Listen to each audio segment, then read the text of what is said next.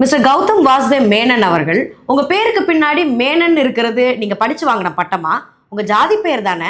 இந்த ஜாதி இந்த மாதிரி விஷயங்கள் அதை கதையை எடுத்து சொல்லி அது இன்னைக்கு இல்லைன்னு தெரிஞ்சு அதை 80s 90s செட் பண்ணி படம் பண்றது அதுல எனக்கு அவ்வளவா உடன்பாடு இல்லாம இருக்கு. கிறிஸ்டியன்ஸ், மலையாளி கிறிஸ்டியன்ஸ் தெரியும்ல, அவ பேரு ஜெஸ்ஸி, நம்ம வீரக்குடி வேளாளர், அது தெரியும்ல. பிரிவிலேஜ்டாவே வாழ்ந்து வளர்ந்து வந்த கௌதம் வாசுதேவ் மேனனுக்கு சாதிய பிரச்சனைகளை பத்தி எப்படி தெரியும்? ஒரு வருஷத்துக்கு 45,940 கேசஸ் தலித்துகள் மீது வயலன்ஸ் ஏற்படுத்துறாங்கன்னு சொல்லப்படுது. இது நாங்க சொல்லங்க, NCRB ரெக்கார்ட்ஸ். ஒரு வாரத்துக்கு கிட்டத்தட்ட 13 தலித் மக்கள் கொல்லப்படுறதா ரெக்கார்ட்ல சொல்லப்பட்டிருக்கு.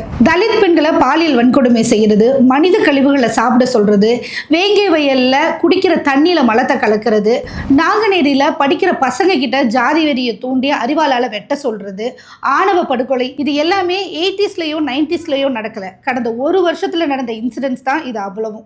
I don't think those stories need to be told anymore. வேண்டியதில்லைன்னு தோணுது எனக்கு. இன்னைக்கு அதை செட் பண்ணவும் முடியாதனால தான் இது நம்ம பழசா எடுத்து பண்ணிட்டு இருக்கோம். இது 80sல நடந்தது, 90s இந்த மாதிரி நடந்துச்சு. இன்னைக்கு ஒரு கதை நம்மளால அதே ஃபீல்ல சொல்ல முடியாது. ஏன்னா nobody wants that. ஆப்போசிட்ல உட்கார்ந்திருக்க கோபிநாத் அவர்கள் இது எதுக்குமே ரியாக்ட் பண்ணாம இருக்கிறது தான் ஒரு மிகப்பெரிய ஆச்சரியத்தை ஏற்படுத்திருக்கு. டிஆர்பிக்காக மட்டும்தான் கோபிநாத் பேசுவாரா? அடித்தட்டு மக்கள் கிட்ட அறத்தை பத்தி பேசுற கோபிநாத் அவர்கள் இயக்குனர் கிட்ட கேள்வி கேட்க மாட்டாரா? மோகன்ஜி எடுத்த படத்துல நடிச்ச ஜிவிஎம்க்கு சாதி பிரச்சனை பத்தி தெரியாதா? யாரை ஏமாத்த பாக்குறீங்க? தமிழ் சினிமாவை பொறுத்த வரைக்கும் சின்ன கவுண்டர், தேவர் மகன் போன்ற படங்களை பார்த்து வளர்ந்த தமிழ் சமூகத்துக்கு மாரி செல்வராஜ், ரஞ்சித் அவர்களுடைய படங்களை பார்த்ததுக்கு அப்புறமேட்டு தான் சாதிய கொடுமைகள் பல இருக்குதுன்றதே தெரிய வருது.